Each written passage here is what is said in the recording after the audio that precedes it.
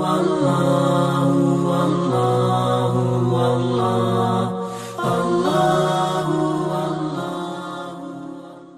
کوئی حنفی کسی صحیح العقیدہ مالکی، حنبلی یا شافعی امام کے پیچھے نماز پڑھے تو امام کے اتباع میں اسے رفع الیدین کرنا چاہیے، اور اگر کوئی مالکی، حنبلی کی پیچھے نماز پڑھے تو اسی امام کے اتباع کرتے ہوئے رفع الیدین نہیں کرنا چاہیے۔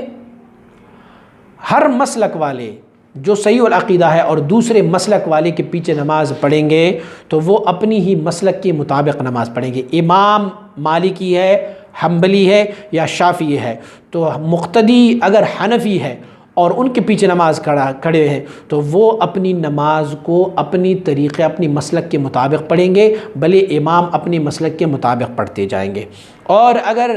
کوئی حنفی کہ پیچھے کوئی مالکی یا شافعی کھڑا ہو تو وہ اپنی مسلک کے مطابق نماز پڑھتے جائیں اور حنفی اپنی مسلک کے مطابق نماز پڑھتے جائیں گے۔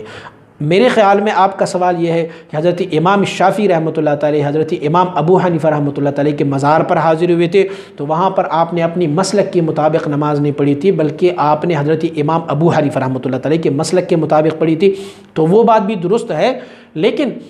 حضرت امام شافعی رحمۃ اللہ تعالی نے اس وقت جب نماز پڑھی تھی تو وہ حضرت امام اعظم رحمۃ اللہ تعالی کے ادب اور احترام میں اس نے یہ فعل کیا ہوا تھا۔ بقیہ ہمارے فقہ کا ایک مشہور جزیہ ہے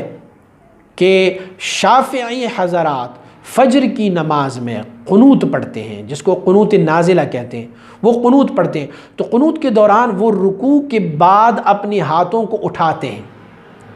اور ہاتھ اٹھا کے دعا کرتے ہیں۔ تو ہمارے مسلک کا جزیہ یہ ہے کہ اگر کوئی حنفی اسی شافعی امام کے پیچھے فجر کی نماز میں کھڑے ہیں اور انہوں نے قنوت نازلہ کے لیے ہاتھ اٹھائیں تو حنفی اپنے ہاتھوں کو باندھے رکھیں اور چپ کھڑا رہیں، لیکن ان کے پیچھے نماز پڑھتے جائیں گے۔